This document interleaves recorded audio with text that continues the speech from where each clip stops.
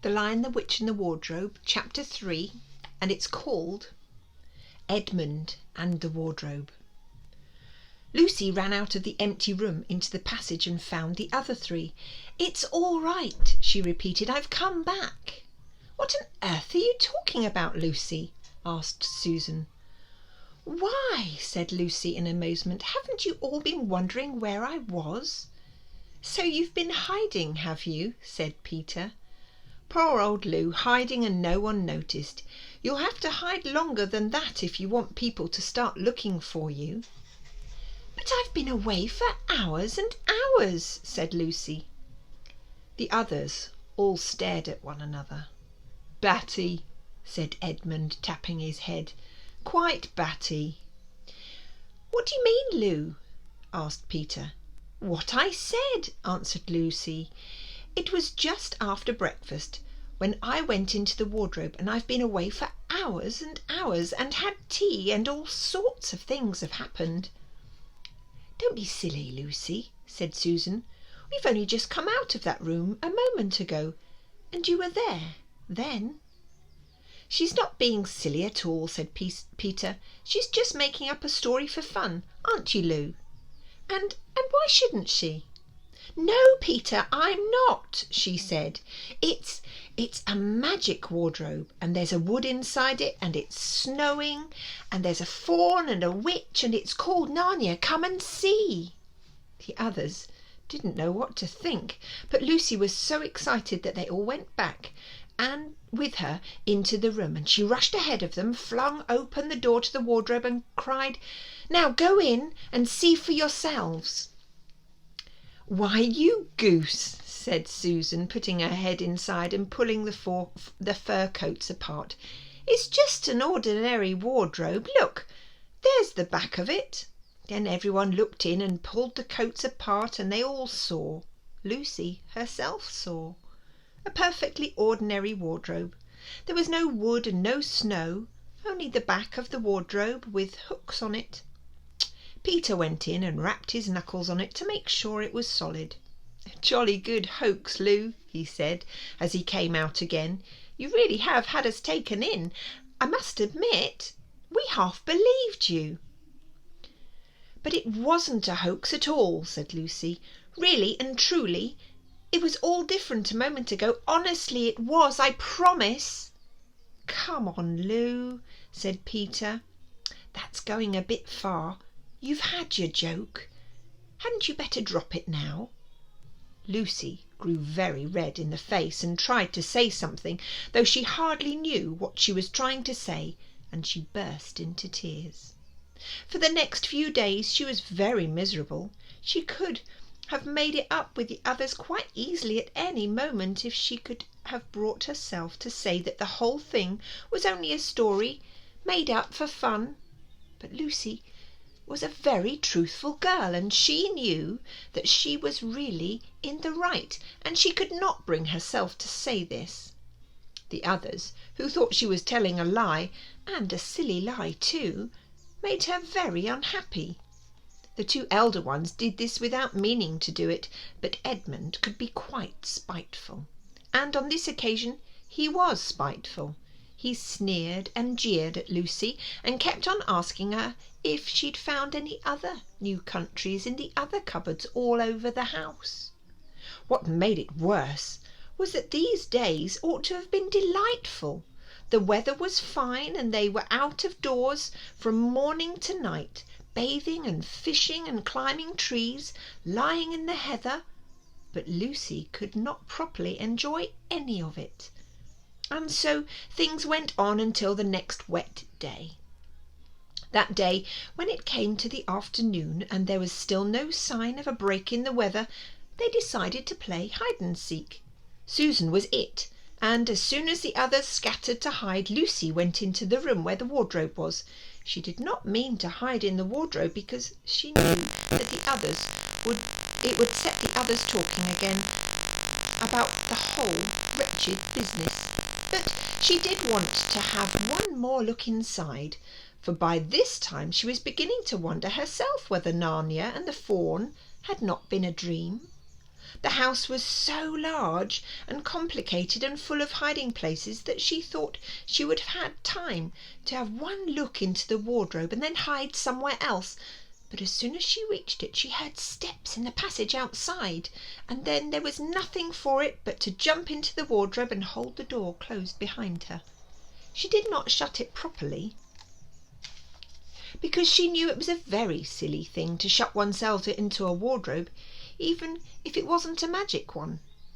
Now the steps she'd heard were those of Edmund, and he came into the room just in time to see Lucy vanishing into the wardrobe. He at once decided to get into it himself, not because he thought it was a particularly good hiding place, but because he wanted to go on teasing her about it and her imaginary country. He opened the door. There were coats hanging up as usual, and the smell of mothballs and darkness and silence, and no sign of Lucy. "She thinks I'm Susan come to catch her," said Edmund to himself, "and so she's keeping very quiet at the back." He jumped in and shut the door, forgetting what a very foolish thing it is to do so. Then he began feeling about for Lucy in the dark. He had expected to find her in a few seconds, and was very surprised when he did not. He decided to open the door again and let some light in, but he couldn't find the door either. He didn't like this at all and began groping wildly in every direction. He even shouted, "Lucy! Lou, where are you? I know you're here." There was no answer, and Edmund noticed that his own voice had a curious sound, not the sound you'd expect in a cupboard, but a kind of open air sound. He also noticed that he was unexpectedly cold, and then he saw a light. "Thank goodness," said Edmund. "The door must have swung open on its own accord." He forgot all about Lucy and went toward the light, which he thought was the open door of the wardrobe. But instead of finding himself stepping out into the spare room, he found himself stepping out from the shadow of some thick, dark fir trees into an open place in the middle of the wood.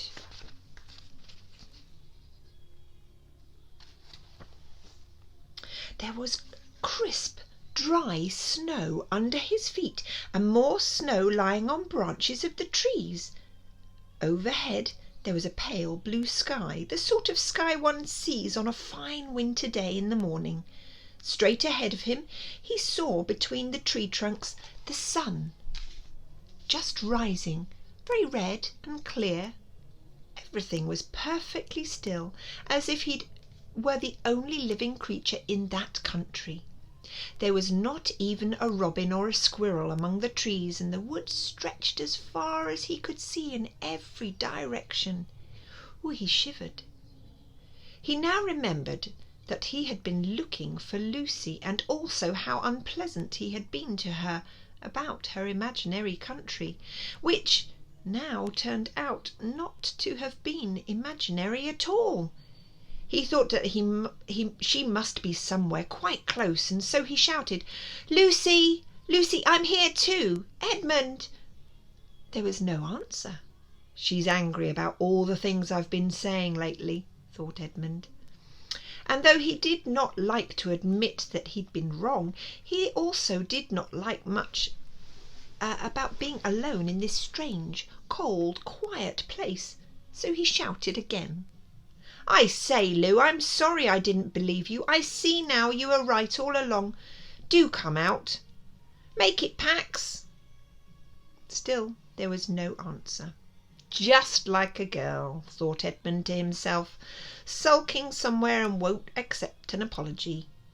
He looked around him again and decided he did not much like this place, and had almost made up his mind to go home, when he heard, very far off in the wood, a sound of bells. He listened, and the sound came nearer and nearer, and at last there swept into the sight a sledge drawn by 2 reindeer. The reindeer were about the size of Shetland ponies, and their hair was so white that even the snow hardly looked white compared to them. Their branching horns were gilded and shone like something on fire when the sunrise caught them. Their harness was of scarlet leather and covered with bells. On the sledge driving the reindeer sat a fat dwarf who would have been about 3 feet high if he'd been standing. He was dressed in polar bear's fur, and on his head he wore a red hood with a long gold tassel hanging down from its point.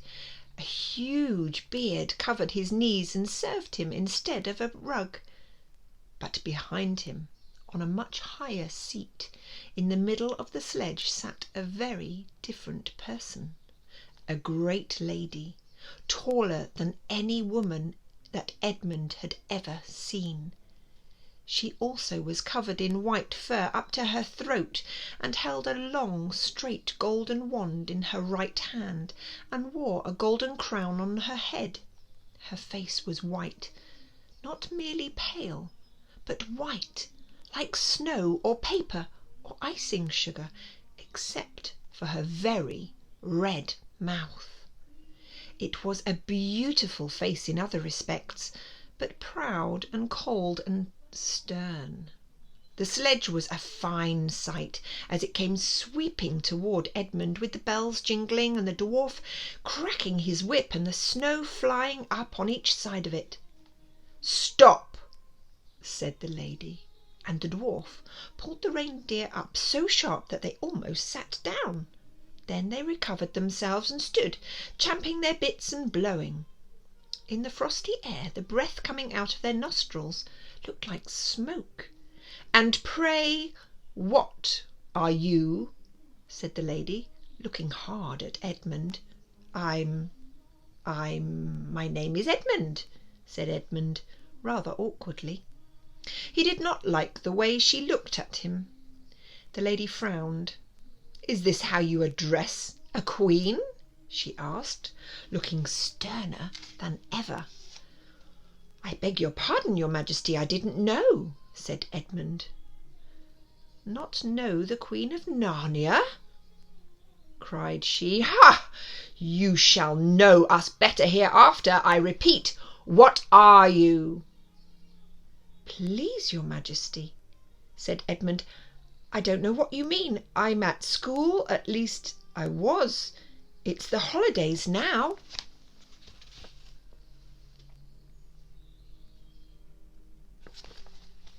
And that's the end of the chapter.